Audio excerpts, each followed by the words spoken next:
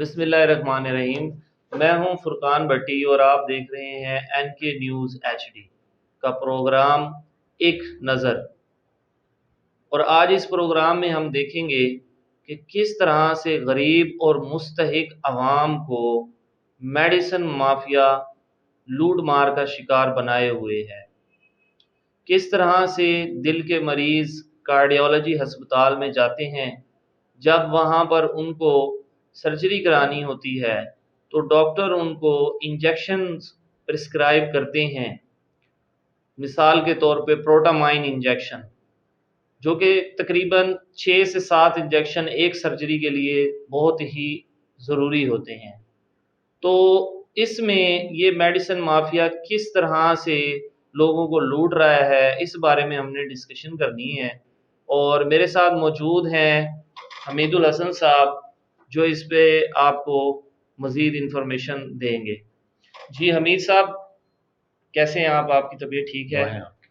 तो आज हमारा जो एक नज़र प्रोग्राम है, इसमें हमने लोगों को बताना है कि किस तरह ये मेडिसिन माफिया, जिसमें 2 मेडिकल स्टोर शामिल हैं, एक फजल मेडिकल स्टोर और एक इस्लाम मेडिकल स्टोर, जो कि निश्तर रोड पर वाक़िया हैं, और कार्डियोलॉजी के मरीजों को ये किस तरह लूट रहे हैं, इस पे ज़रा आप रोशनी डालें। बड़ी साहब, बहुत बहुत शुक्रिया, आपने हमें प्रोग्राम में बुलाया। सबसे पहले मैं ये बात करूँगा कि मुल्तान इंस्टीट्यूट ऑफ कार्डियोलॉजी जो है, ये साउथ पंजाब का सबसे बड़ा हॉस्पिटल है। इस हॉस्पिटल में बलूचिस्तान, कोयटा, बहुत दूर दूर तक के लोग अपना इलाज मुआवजा कराने के लिए आते हैं। लेकिन इस हॉस्पिटल में एक बहुत मजबूत एक माफिया मौजूद है।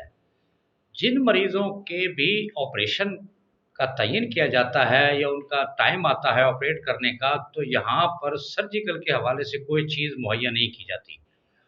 वो तमाम तर ऑपरेशन में इस्तेमाल होने वाली चीज़ें बाहर से मंगवाई जाती हैं, सरकारी तौर पर कुछ नहीं दिया जाता। जैसा कि आपने बात की है इंजेक्शन के हवाले से, तो इस इंजेक्शन की कीमत आप बता रहे हैं 40 रुपए है, जबकि ये 4000 में बेचा जा रहा है। तो इसी तरह से जो इंस्ट्रूमेंट ऑपरेशन के लिए दरकार होते हैं, उनका एक शॉपर मिलता है बना हुआ, जो तकरीबन उसकी कीमत होती है 10,000 रुपए। लेकिन यहाँ एक ऐसा माफिया है जो मरीजों के लवाहिकीन को घेर कर वो 10,000 का जो शॉपर इंस्ट्रूमेंट का होता है, वो 80,000 या लाख रुपए में फरोख्त करता है। तो ये एक बहुत मजबूत माफिया है, जिसका आज तक महकमा हेल्थ ने तदारक नहीं किया, और आए रोज ये माफिया मुख्तलिफ सरकारी हॉस्पिटल में फैल रहा है।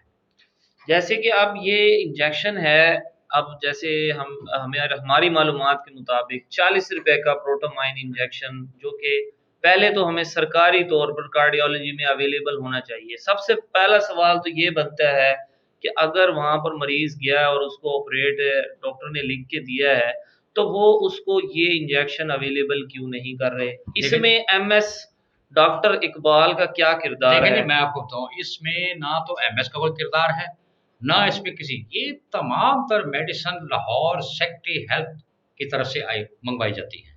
इनमें एमएस की कोई मुदाखलत नहीं होती। जो मेडिसिन लाहौर से आएंगी वही इनको तकसीम की जाती हैं। इसी तरह डीएचयू की मेडिसिन है, वो लाहौर से आती हैं, तकसीम होती हैं। इसी तरह बीएचयू में है। इसी तरह तमाम जितने भी सरकारी हॉस्पिटल्स हैं, उनकी तमाम तरह मेडिसिन परचेज भी लाहौर की जाती है और तकसीम भी लाहौर से होकर आती है। इसमें एमएस का किसी किस्म का कोई किरदार नहीं। सिर्फ एमएस ने मॉनिटरिंग करनी होती है कि जो मेडिसिन आई है वो तकसीम हुई है या नहीं। एक तो ये शॉर्टेज बहुत बड़ा मसला है कि जो मेडिसिन शॉर्टेज होती है, यहीं से करप्शन का आगाज़ होता है कि अवाम बाहर निकलती है, क्योंकि ये एक ऐसी मेडिसिन या ऐसे इंजेक्शंस हैं जो कि इसके बगैर सर्जरी हो ही नहीं सकती। खून को रोकने के लिए या क्लॉट करने के लिए ये ऑपरेशन के दरमियान इस्तेमाल किया जाता है, खून का बहाव रोकने के लिए, जिससे सडन डेथ हो सकती है। अब जो पेशेंट के लवाहिकीन हैं, उनको बाहर जाना पड़ता है। अब बाहर जाते ही तो आपको हम मंज़र आप दिखाएँगे कि जैसे ही एक पेशेंट के लवाहिकीन मार्केट में जाते हैं, पहले तो उनको ये इंजेक्शन मिलेगा ही नहीं। फिर जब वो पहुँचेंगे फज़ल मेडिकल स्टोर पे या इस्लाम मेडिकल स्टोर निश्तर रोड पे, तो वहाँ पर इन्होंने अपना एक टाउट रखा हुआ है, जो कि तमाम तर लवाहिकीन से राब्ते में होता है। ये उसका नंबर एक चिट पे लिख के दे देते हैं कि आपको स्टोर से नहीं मिलेगा ये, लेकिन बाहर से अवेलेबल हो जाएगा। तो इसी तरह की एक हमारे नुमाइंदा एनके न्यूज़ की फ़ोन कॉल हम आपको दिखाते हैं शर्जील के साथ, ये किस तरह लवाहिकीन को लूटने के लिए कॉल पे बात करता है। हम शर्जील भाईजान, क्या हाल है आपके? ठीक हैं भाईजान? जी अल्लाह का शुक्र है। अच्छा भाईजान, मैं ना निश्तर गया था आपकी शॉप के ऊपर, तो वहाँ भाई बैठे हुए थे, तो यार मुझे ना ये मैंने आपको परसेप्शन भेजी है अभी, मैंने यार मुझे ये इंजेक्शन चाहिए सुबह, बड़े एमरजेंसी हालत है भाईजान, ज़रूरत थी इसकी, कहीं से मिल नहीं रहा। उन्होंने कहा भाई से मालूम कर लें तो उनसे मिल जाएगा। भाई कोई मेहरबानी हो सकती हो तो बता दें। सुबह 6 बजे का ऑपरेशन बताया है भाईजान, बड़ी मेहरबानी हो जाएगी आपकी। अच्छा भाई, ऐसा है कि इस इंजेक्शन की जो रिटेल प्राइस है ना वो है 40 रुपए। जी जी, वो ठीक है। ठीक है जी और ये इस टाइम मार्केट में ब्लैक हुआ हुआ, इसका एक इंजेक्शन का रेट हुआ है 4500 रुपए। सही है? जी जी, मुझे भाई ने बताया है, सही कह रहे हैं अच्छा, भाईजान। और इंजेक्शन मेरे पास एक भी नहीं है। ऑन डिमांड आप कहेंगे तो मंगवा के दूंगा कराची से। आज कराची बंद है, कल ऑर्डर दूंगा तो परसों आएगा।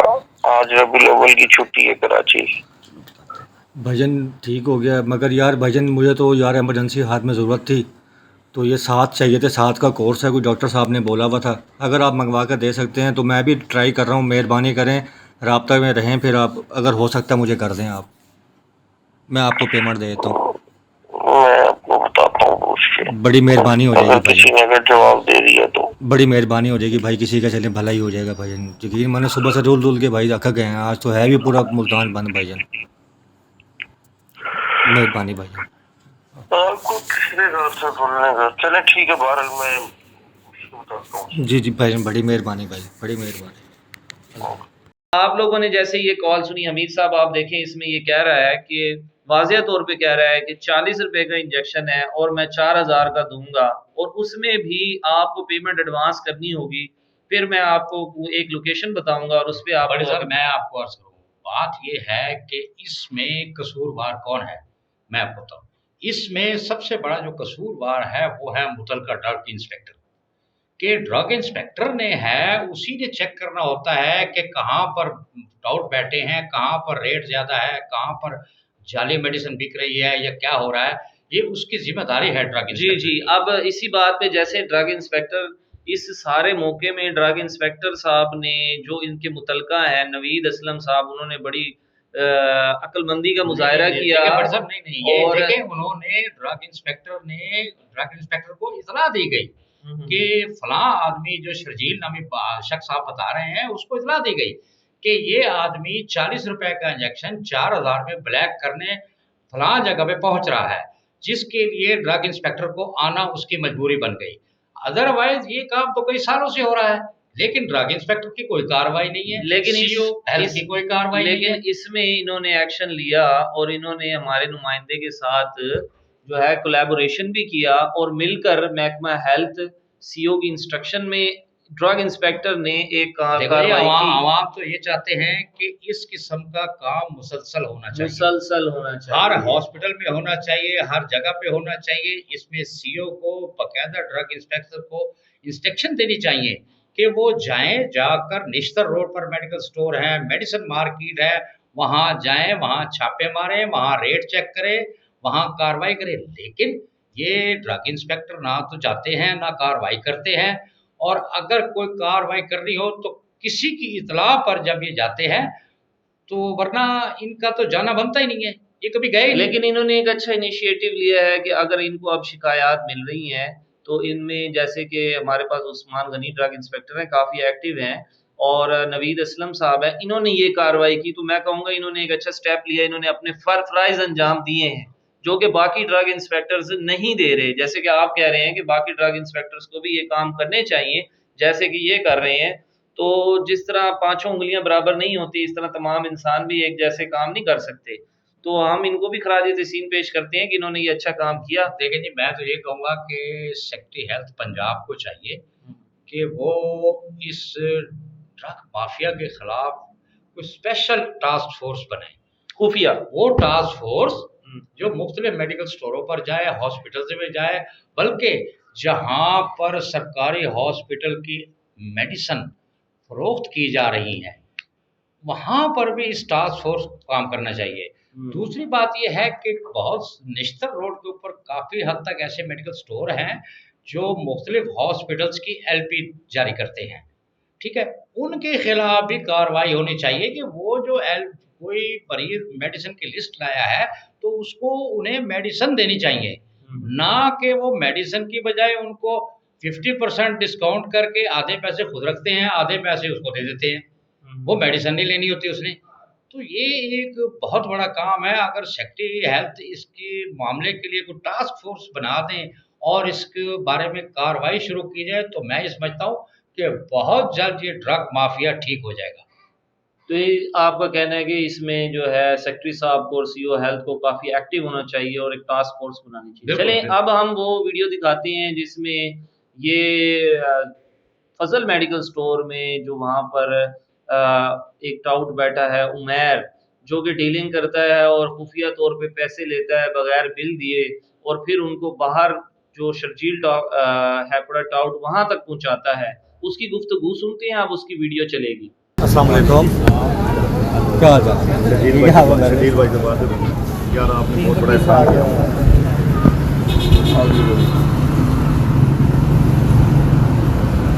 शुक्र है यार, तो दफ्तर से बुला लिया आपने जल्दी यार। उसके फ़ोन आया भाई, मुझे कह रहे पैसे दे दो। अस्सलाम वालेकुम शकील भाई, ये उमैर भाई से बात है जी जी जी जी जी हाँ जी हाँ जी, 10,000 ठीक है।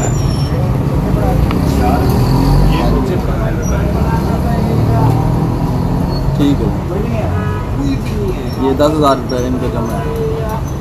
हेलो, हाँ 10,000 वसूल हो गए। ठीक है ठीक है ठीक है ठीक है। चलो शकील भाई, ये कितने सर को रसीद नहीं देंगे? ठीक है भाई यार, मुझे कह रही जगह थोड़ा है। कब आना है? कल आना है सुबह या कल शाम? तो यार वही हमें कार्ड के पास ही दे दें, बाकी हम कर देंगे पेमेंट। कल ही करवा दें जी, 2 दिन तक गुजर गए।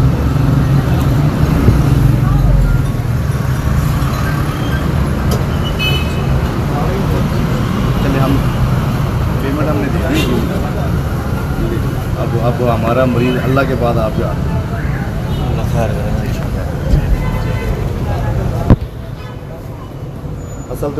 असल तो ये मेहरबानी जो की है ना, ये उमैर भाई ने किया। आप तक ये वसीला ये बने हमारे।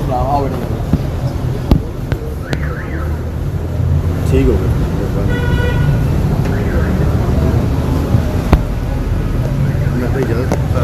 बड़ी मेहरबानी बने।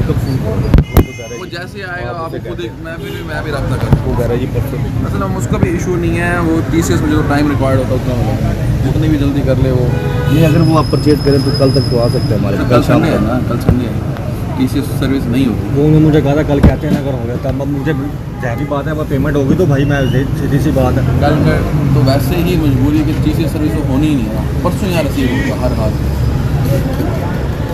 यार। लैपटॉप शैपट वाले तो अर्जेंट नहीं कर देते। संडे का तो ऑफ है ना बंदा चलो 500 इस तरह होता है ना कि मतलब अब आज वो वहाँ से निकालते हैं, कल यहाँ पहुँच जाएगा लेकिन डिलीवर नहीं होगा। डिलीवर परसों की एंट्री डलेगी, 5 साल रिकॉर्ड एंटर होगा, उसके बाद वो डिलीवरी शुरू करेंगे। चलो अल्लाह खैर करेगा। उसमें ये होता है कि आप खुद जाके पिक करना चाहें वो आपकी मर्जी है, वो आप वहाँ जाकर उनको ID कार्ड वगैरह देंगे, आप अपना कंसाइनमेंट वहाँ से उठा सकते हैं, वो जल्दी मिल जाता है। डिलीवरी निकलती है तो वो फिर आहिस्ता आहिस्ता पहुँचाते वो जो टाइम बनता जाके मैं कह दूँगा। लेकिन है परसों का ही, कल कुछ भी नहीं हो सकता। चलो इंशाल्लाह यार भाई, वो तो एक मजबूरी है ना कि वो कर ही नहीं सकते। अगर किसी डायो शायो भी तब भी वो कम से कम उनको टाइम लग जाएगा, 14-15 घंटे लगेगा। बात फिर हो जाएगी परसों वाली। चलो इसमें यह है कि सेफ आ जाएगा। डायो वाले तो स्टॉक फेंक देते हैं, ऊपर को सामान आया तो टिकट फूट सकते नहीं। हैं। अगर ये यूँ करें, आप यूँ कहते हैं कहीं अगर आप चलो कल डिलीवर ना हो, ये ना हो कल ये रखवाएं तो परसों तो अगले दिन जाके ऐसा ना हो यार। तो फिर अगर हम परसों ये कल वो करा दें हमें तो वो अगर आज जिस तरह आपने बुक कर दिया ना, वो कह देगा वो आज शाम जो गाड़ी निकलनी है उसमें वो निकल जाएगा। अल्लाह करे ऐसे ही, वो आज की डिलीवरी में निकल जाएगा। अल्लाह करे ऐसे ही। फिर कल यहाँ रात में पहुँचेगा, परसों सुबह एंट्रीज डलेंगी, उसके बाद वो सप्लाई शुरू होगी। अगर ये खुद जाके हाथ उठा लेंगे तो जल्दी मिल जाएगा। ये होगा। बड़ी मेहरबानी बेटा। अब आपने ये वीडियो देख ली तो इसमें किस तरह ये लोगों को जो है पैसे भी लेते हैं और उनको बाहर अपने टाउट के पास भेजते हैं। अब हम आपको दिखाएँगे कि ड्रग इंस्पेक्टर्स ने किस तरह इन बंदों को पकड़ा मौके पर और शर्जील को पुलिस के साथ थाना कैंट से जो पुलिस आई उसके साथ गिरफ्तार करके किस तरह फज़ल मेडिकल स्टोर पर ले गए और वहाँ पर तमाम चीज़ों की छानबीन की गई, तलाशी ली गई और किस तरह उस स्टोर को सील किया गया। ये वीडियो में आप देख सकते हैं। चलो अब मलिक साहब बात तो समझते नहीं है सूरत हाल कि क्या सोचे आप हटना जरा आगे चढ़ना सुनते नहीं प्लीज रुको अंदर कर पुत्र अंदर कर वो कार्ड वाले पुराने करते चलो बंद करो मेरा बैग पड़ा मेरा बैग उठाओ एक मिनट बैग उठा लें मेरा वाले भी उठाते वो पड़ा मेडिकल रैप है आप नहीं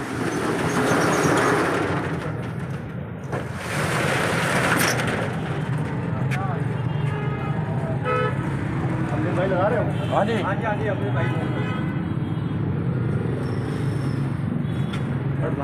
चलो अच्छा सर वो तो कहता मुझे मैं कार्रवाई तो कर अभी वो एफआईआर अच्छा।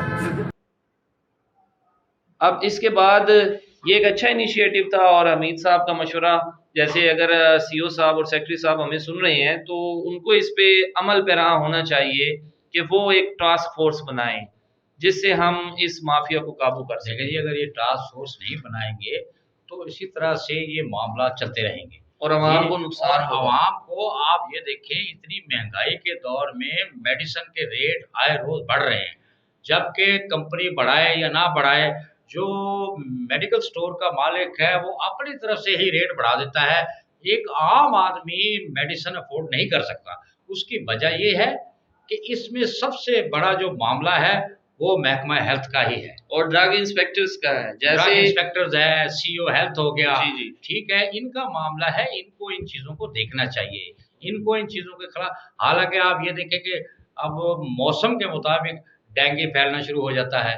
आज अब जैसे आज शोबे चश्म है, इसके जो इंजेक्शन है देख रहे हैं 60-60 हज़ार रुपये का इंजेक्शन है।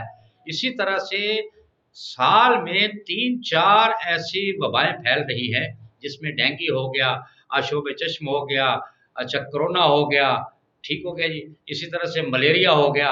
ये बहुत सारी चीज़ें हैं, लेकिन ये सारी बीमारियों के लिए मेडिसिन इंतहाई ज़रूरी है और मेडिसिन इतनी महंगी है कि एक आम गरीब आदमी, सफ़ेद पोश आदमी इसे अफोर्ड नहीं कर सकता। इसलिए सीओ हेल्थ और ड्रग इंस्पेक्टरों को चाहिए कि कम से कम इस गरीब आवाम की तरफ देखें और अपना काम ईमानदारी से करें। बहुत शुक्रिया अमीर साहब, आपने बहुत रहनुमाई की और रोशनी डाली इस मामले के ऊपर। तो हमारी जो है आज हम इजाज़त लेते हैं आम आवाम से और इंशाअल्लाह एक नज़र प्रोग्राम में नए मुद्दे के साथ दोबारा हाजिर